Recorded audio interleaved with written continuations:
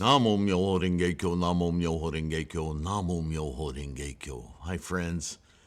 Thank you for your practice. Thank you for being here. I hope this finds you in good health and secure. Today we enter the world of Dharani. This chapter, I have mixed feelings about it, not because it doesn't belong here or it's not meaningful, but simply because the way it's been translated so many times, so countless times, from some kind of I don't know if it's a Western problem or if it's a problem of Eastern trying to appeal to Western. I don't know. But I have, I've had to deal with people of other sectarian differences, especially Hinayana, Theravada, Hinayana, and I can't blame them for pointing this out. They'll say, "Yeah, I don't believe in magic words or spells, for enlightenment." Neither do I. Okay. And this is often a mistranslation, a misunderstanding. And I blame the transcribers and translators who insist on calling Dharanis magical spells. They are not.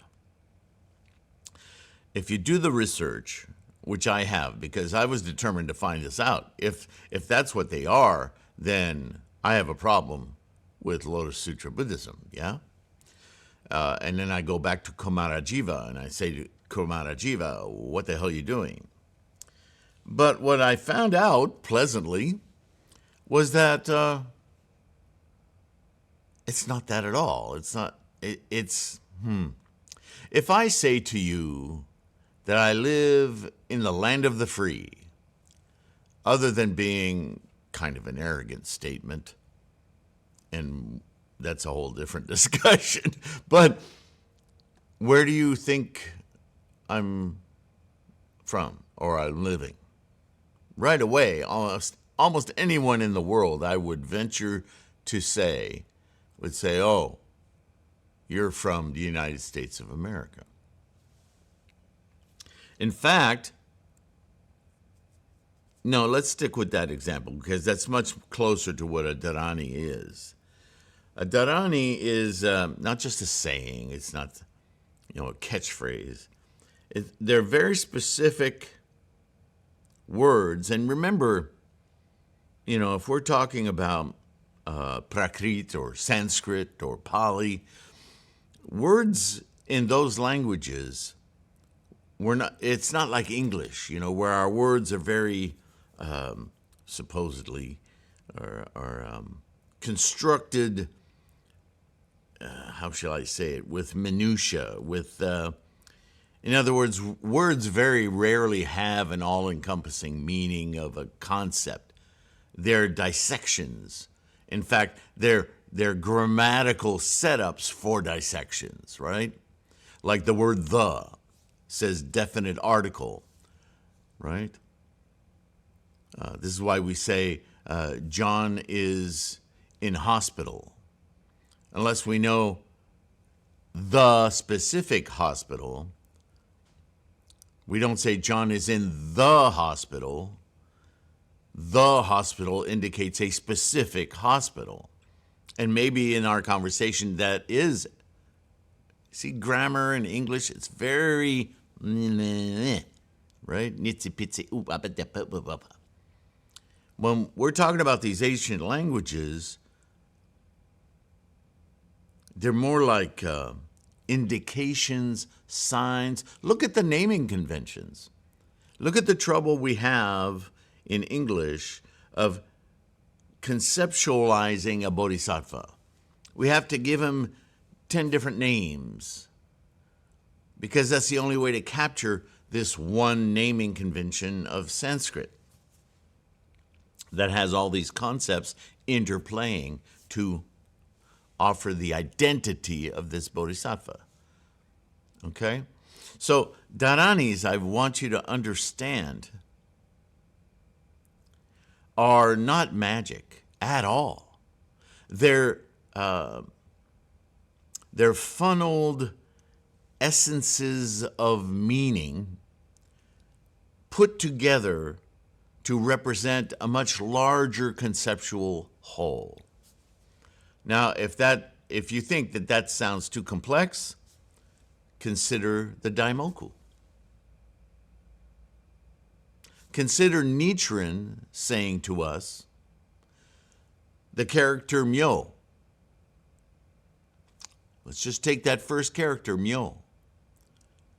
Represents all of the 69,384 words of the Lotus Sutra. And more, actually. See, until you start to delve into how Buddhism understands the cosmos, the nature of life, of all phenomena, you can't possibly understand the communication in language, sound, and vibration, frequency, all of that. And it's this is why so many sutras have been written, and the Lankavatara, very implicitly so, explicitly so. Don't get hung up on the words, because the words aren't it. The words are just an indicator, a finger pointing at the moon. If all you do is look at the finger, you will miss the amazing thing that is the moon. And what it means. Much more to the point. Ho, ren, ge, kyo, those sounds, those characters, they signify the entirety of Buddhist teaching because they signify invoking Buddha-ness, Tathagata-ness. It's the engine of life. That's why it's translated as a law, the priori law, the a priori law. Without this, nothing.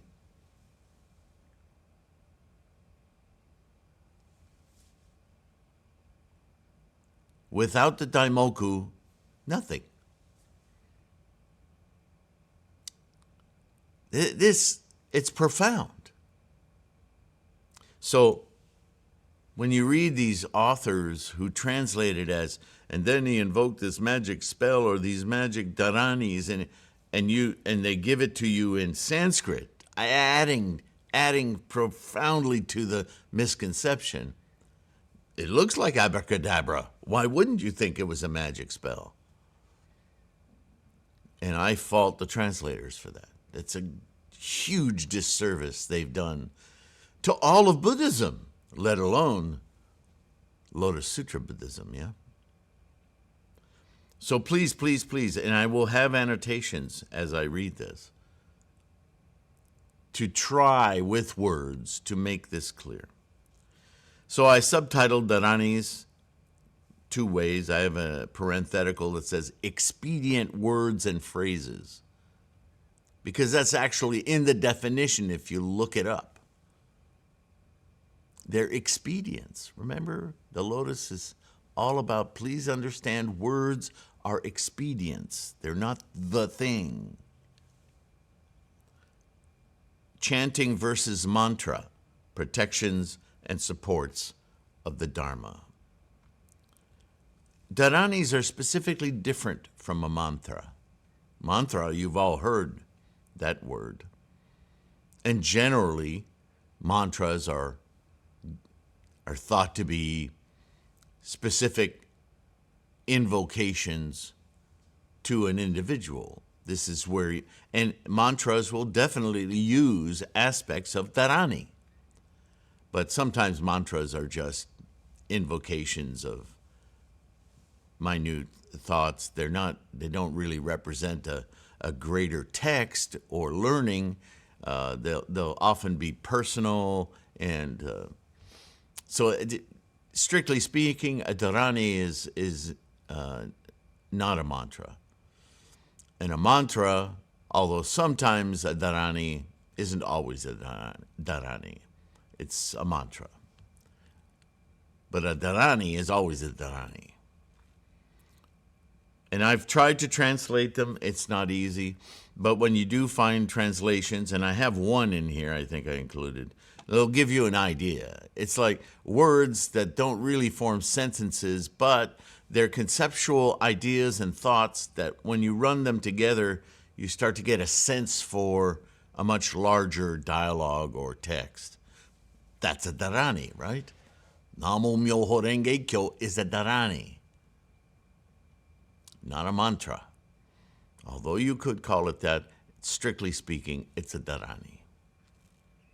All right. At that time, the medicine king Bodhisattva rose from his seat and humbly baring his right shoulder, folded his hands together toward the Buddha and spoke to the Buddha saying, World-honored one, if there be any good son or good daughter who is able to receive and keep the Law Flowers Dharma Sutra, either reading or reciting or studying or copying the sutra, what is the extent of merits obtained?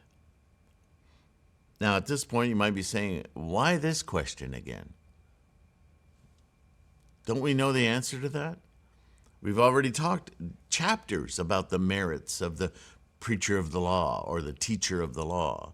Chapters about the merits, the experience of awakening, and so forth and so forth. Why is Medicine King asking this question again? We can only think this is another opportunity for Shakyamuni to delve into another aspect of our enlightenment. So the Buddha responds, suppose any good son or good daughter pays homage to 800 myriad kotis of nayutas of Buddhas, equal to the sands of the Ganges. Sorry, adding to the dictionary. In your opinion, are not the merits so obtained rather numerous? Right? Because I've already talked about this. Do you not understand that? And Bodhisattva Medicine King responds, oh, very numerous, world-honored one. All right, so you know that, right? So the Buddha continues, if any good son or good daughter is able, in regard to this sutra, to receive and keep but a single 4-line verse, read and recite, understand its meaning, and do as it says, his merits, or this person's merit, will be still more numerous. So now we're talking specifically about the sutra, which he has in the past, but he's being very specific now.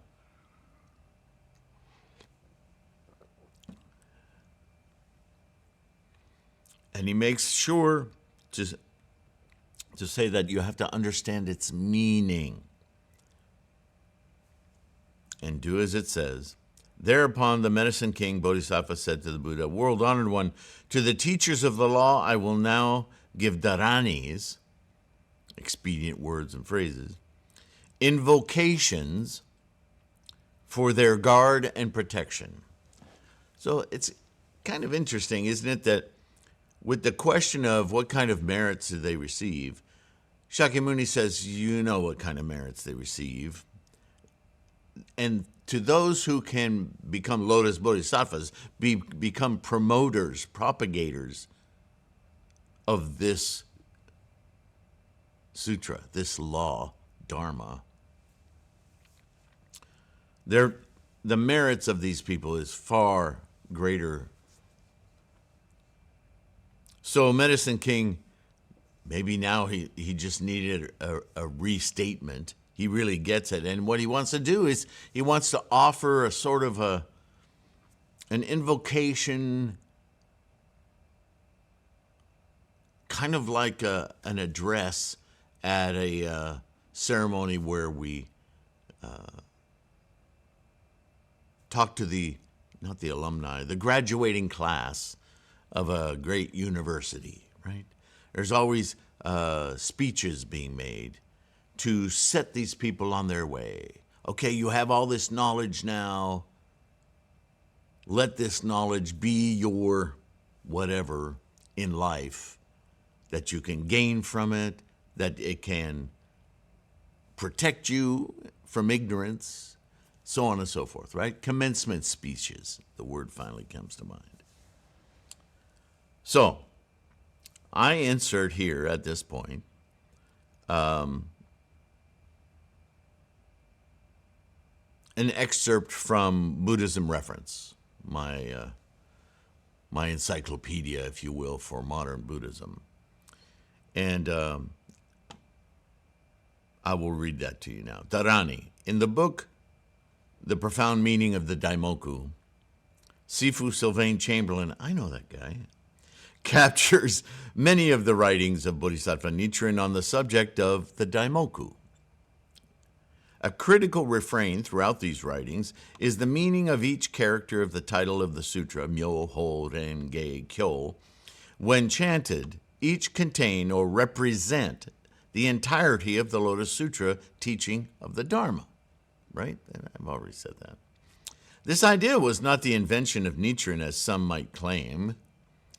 This method of invoking the entirety of a teaching is a conceptual phrase or phrases, has a long history throughout the Asian continent, cultures and traditions, from Zi to Dengyo and Lotus lineage. Nichiren recognized in the scholarship of the Lotus Sutra the invocation of the title of the Lotus Dharma Sutra, Namu Myoho Renge Kyo, in contrast to the more familiar term in the Western world, mantras, are not strictly representational invocations of a greater text or teaching. Now that's me saying that.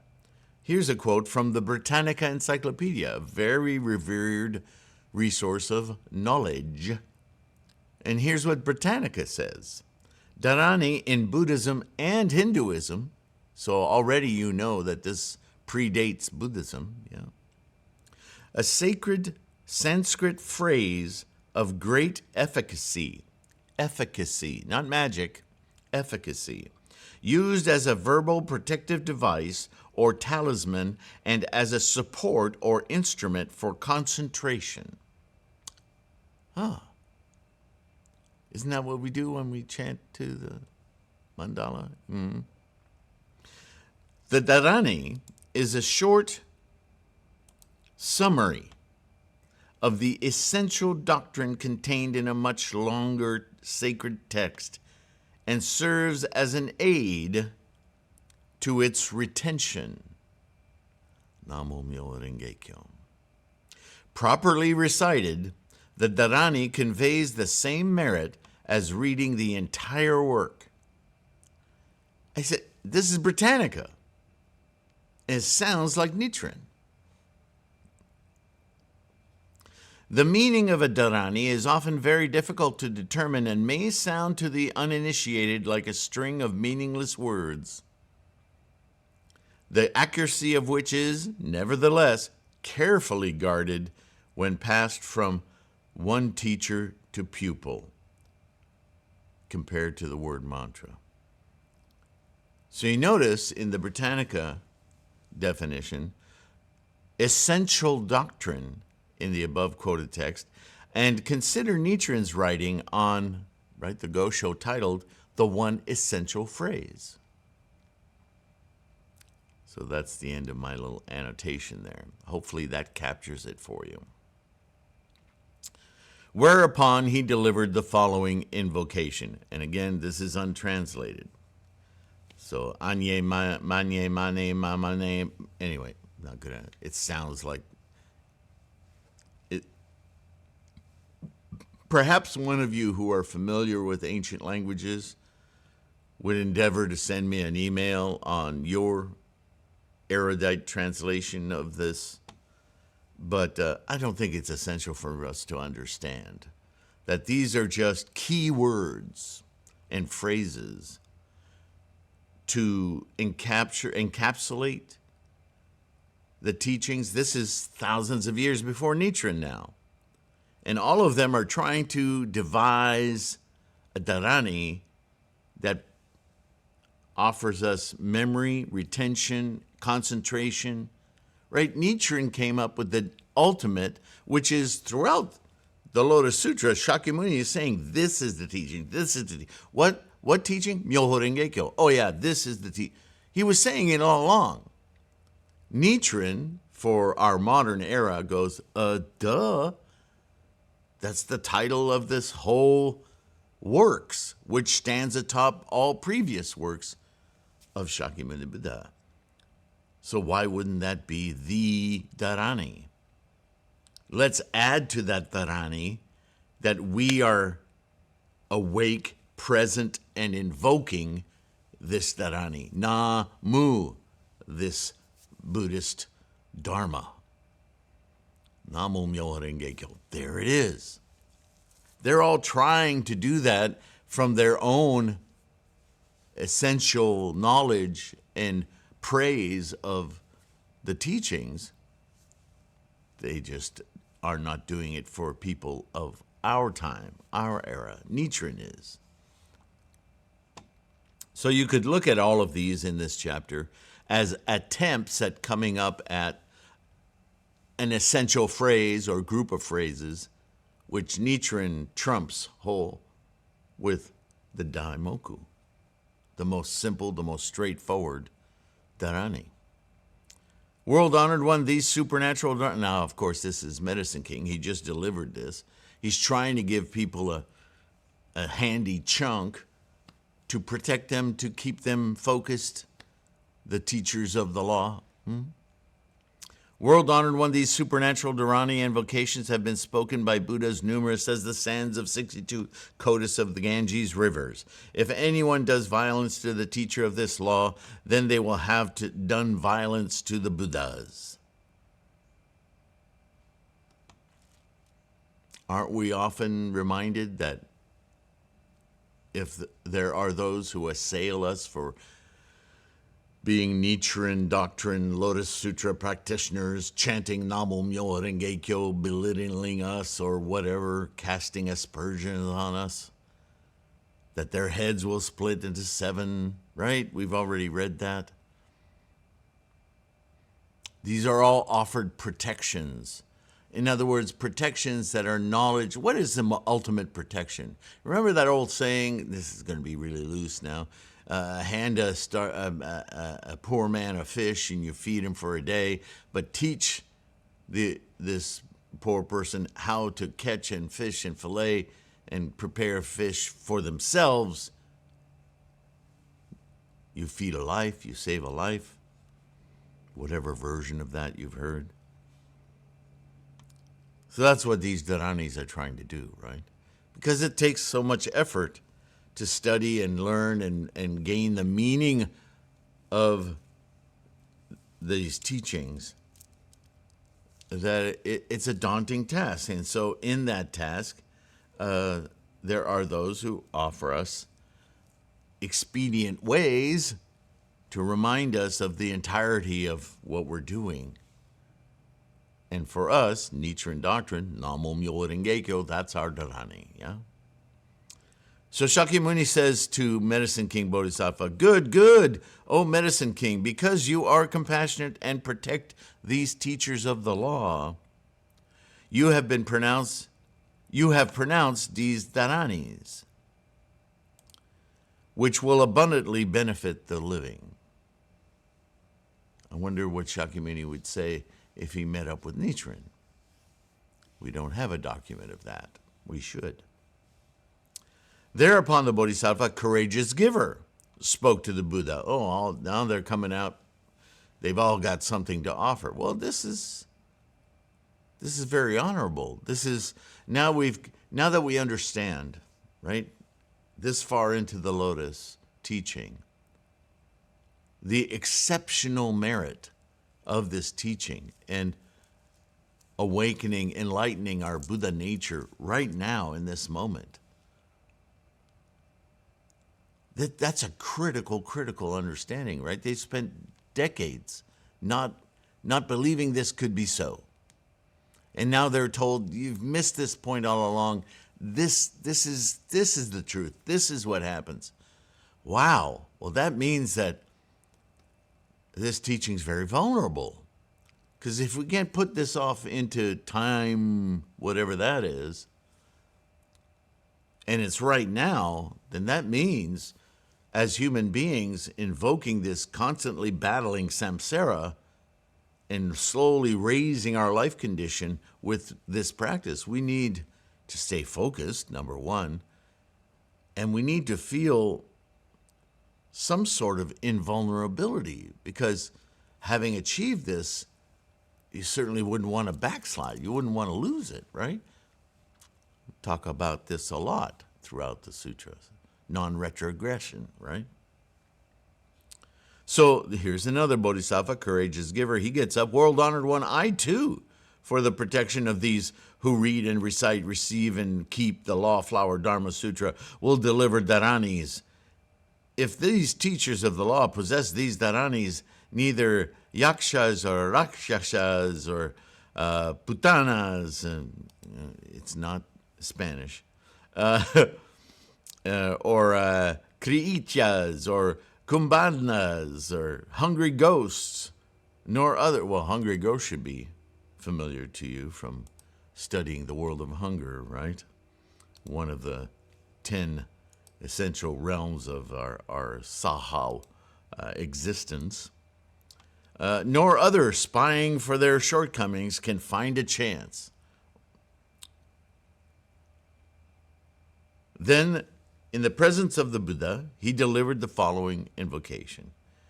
Jvale Mahag... Once again, magic spell, right? No. Efficacious words. Reminder, right? A form of Namo Myoho Renge Kyo. Without knowing, with ignorance. Because this is thousands of years ago, right? Until Nichiren comes along and goes, look, there's only one Dharani. And Shakyamuni throughout the Lotus is essentially telling you as much. Whether it's a fault of translation, transcriptions, cultures, whatever. No, this is it.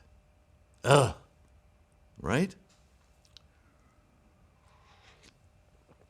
Once again, Nichiren must have been pulling his hair out. It's so obvious.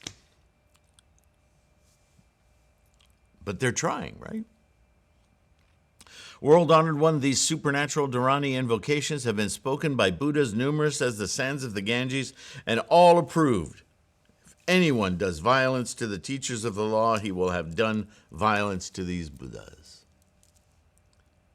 Now you understand what that means, right? He's taking words from the teachings themselves, the sutras themselves, and he's putting them together in a poetic sort of way to revive, to remind us, practitioners of the Lotus, what we are practicing.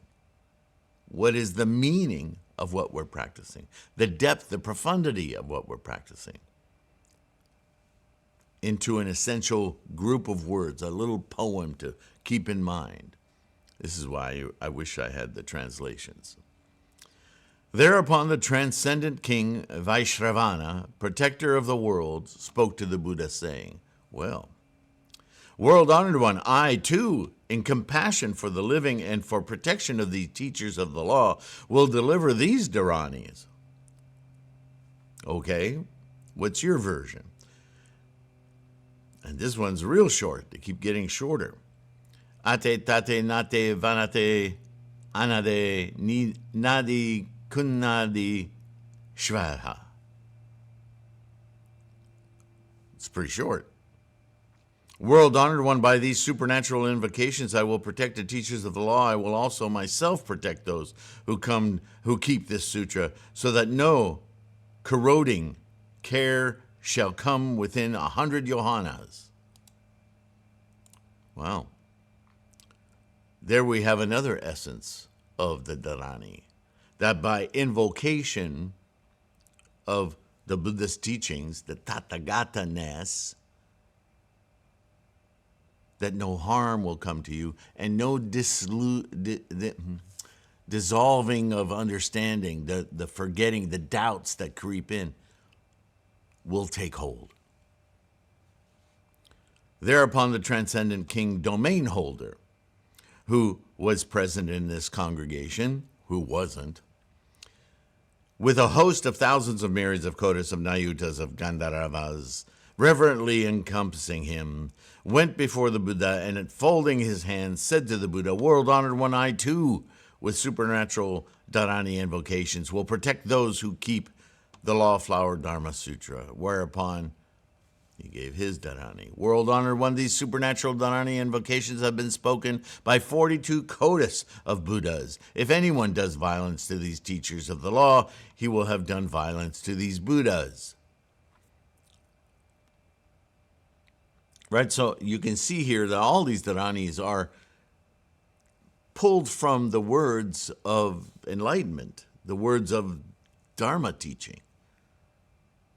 They're not just invented words, right?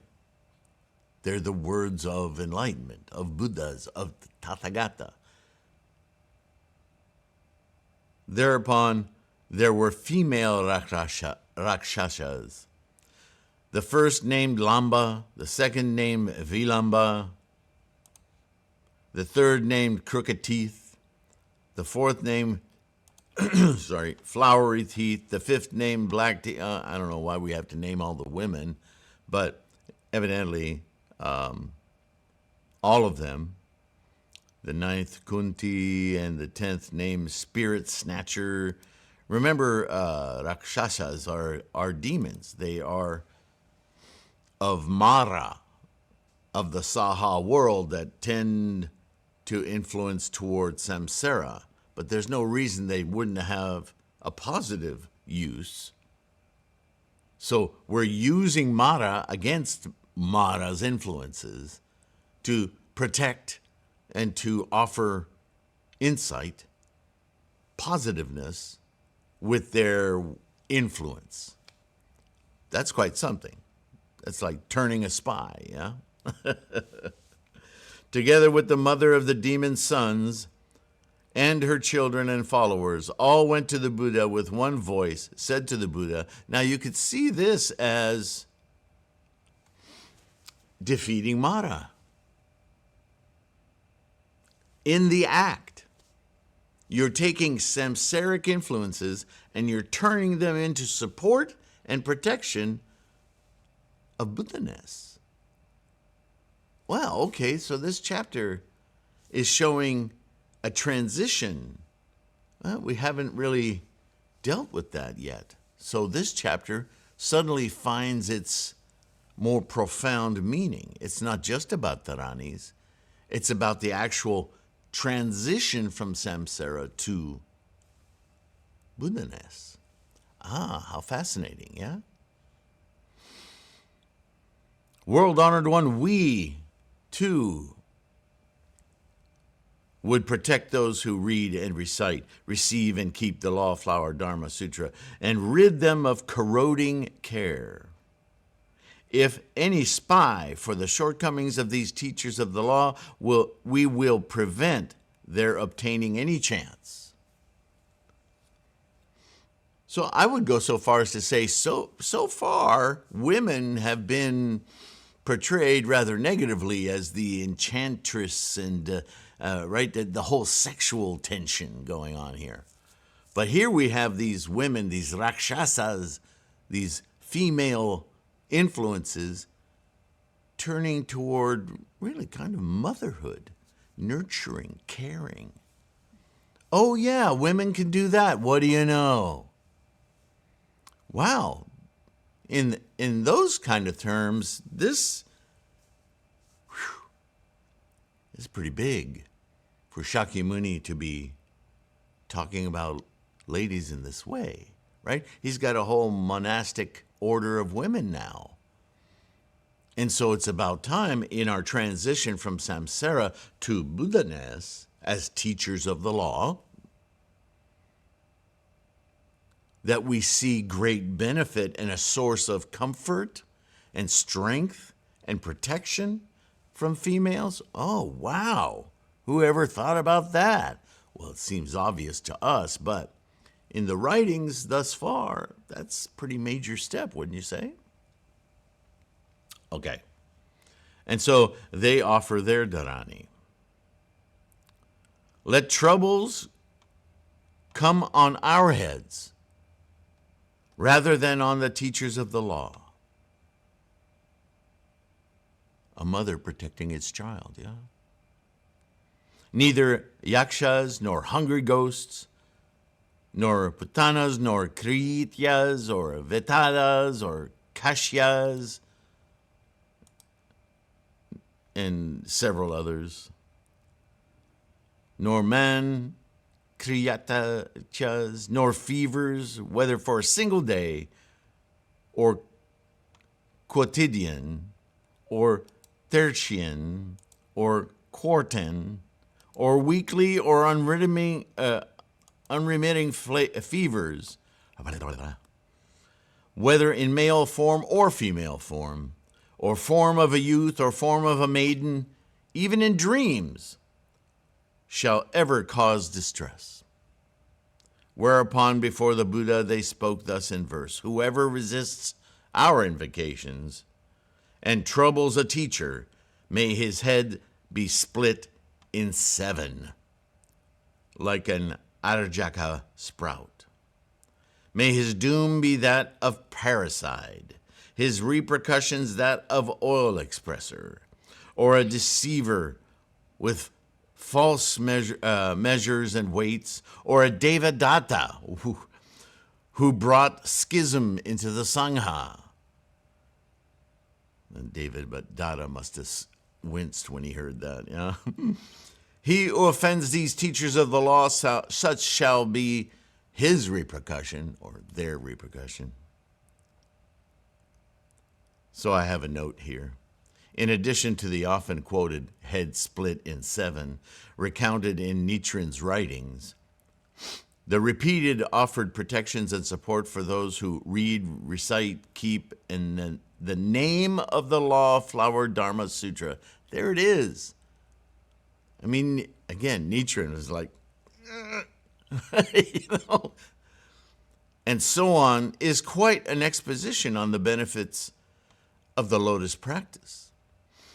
It is an encouragement that the very forces of Mara, the demons, that would, in samsara, spawn all manner of obstacles to shake our confidence and create doubts, will instead provide us the strength of conviction and resolve in our study and practice of Myoho Renge Kyo to bolster our perseverance. Yes, it is. It's rather surprising, isn't it? But that's the nature of this practice, of this Lotus Sutra Buddhism. So, after these female Rakshasas had uttered this stanza, they addressed the Buddha saying, "World-honored one, we ourselves will also protect those who receive and keep, read, and recite, and practice this sutra, and give them ease of mind, freedom from corroding care, and from all poisons." So the Buddha addressed the Rakshasi women. Splendid, splendid. Even if you are only able to protect those who receive and keep the name of the law flower, Myoho Renge Kyo, your happiness will be beyond calculation, so they too attain enlightenment. Wow. How much more if you protect those who perfectly receive, keep, and pay homage to the sutra with flowers, necklaces, sandal powder, perfumes, incense, flags, canopies, and music, burning various kinds of lamps, ghee lamps, oil lamps, scented oil, so on and so forth. Such hundreds of thousands of kinds of offerings as these. Kunti, you and your followers should protect such teachers of the law as these. And I put a note in here. Nichiren found this last of the Buddha's pronouncements very meaningful for the propagation of his own insights and doctrine, In a response of the overriding importance of the Daimoku, Nichiren wrote, question, what proof is, this is a quote from the Gosho, yeah? What proof is there that one should embrace the name of the Lotus Sutra, in particular, in the same way that people embrace the name of a Buddha? Answer, the sutra states, quote, the Buddha said to the Rakshasis, splendid, splendid, you protect those who preserve the name of the Lotus Sutra. Your merit is immeasurable. This passage, again Nichiren, means that when the Rakshasis vowed to protect those who embraced the title of the Lotus Sutra, the world-honored one of great enlightenment praised them, saying, splendid, splendid, the merit you will receive for protecting those who accept and uphold Namu Myoho Renge Kyo will be incalculable and marvelous. This passage implies that whether walking, standing, sitting, or lying down, we living beings should chant Namu Myoho Renge Kyo. It should always be in your mind, yeah? In closing, while this chapter of the Dharanis was taught, 68,000 people attained the assurance of no rebirth, right? The liberation from the samsaric cycle of moment-to-moment birth, death, rebirth, experienced as possession of permanence of time or time. More annotation. The Dharani chapter is a source of much confusion to the modern reader, as I said in the beginning. Transliteration of some of these is helpful to understand the ancient Indian language's method of combining characteristics and various aspects of subjects to represent a much larger discourse on these subjects. Today, we would use nicknames, memes, and even quotes from movies or commercial advertising to quickly identify qualities of others or situations, etc. These invocations are no more than these. Here is a brief example of an ancient Dharani translated into English. Please be aware that to translate into English, it is often required to use several words in order to capture the meaning of just one term. So here's a Dharani.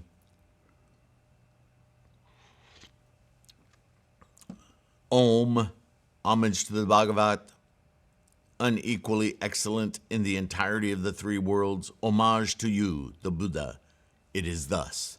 And then you have Om, Brum, Brum, Brum, purify, purify, purify well, you well purified by having the nature of the sky, reaching out to the pervading what appears on all sides in a manner equal to no equal, you completely purified as whatever that says.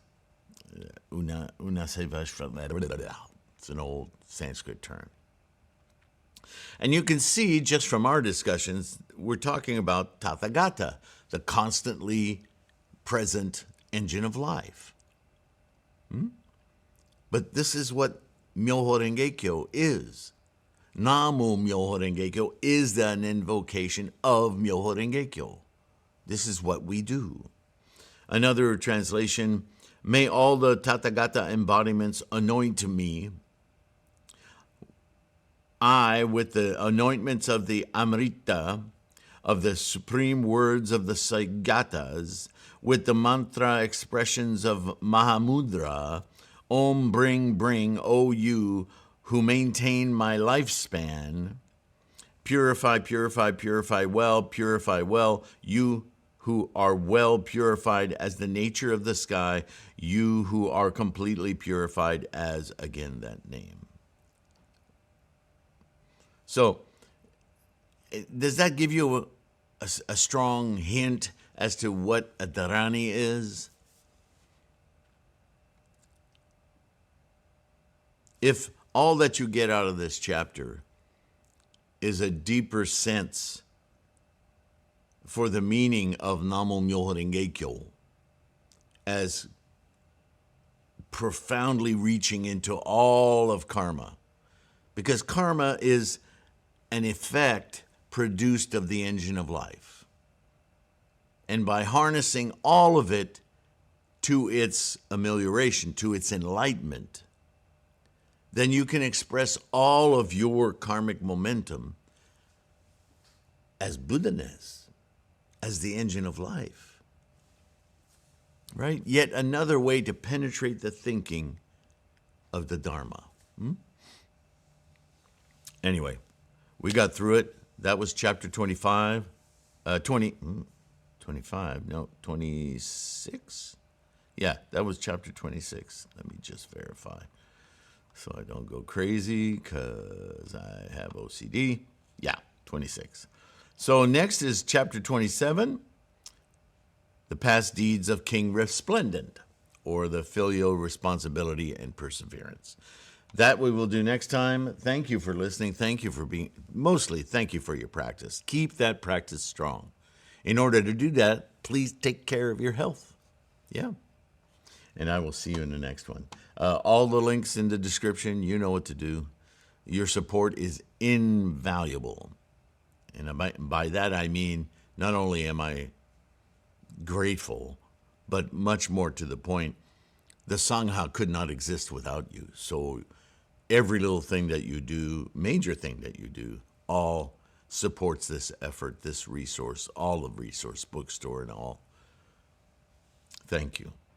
Take care of your health. I'll see you in the next one. Bye for now.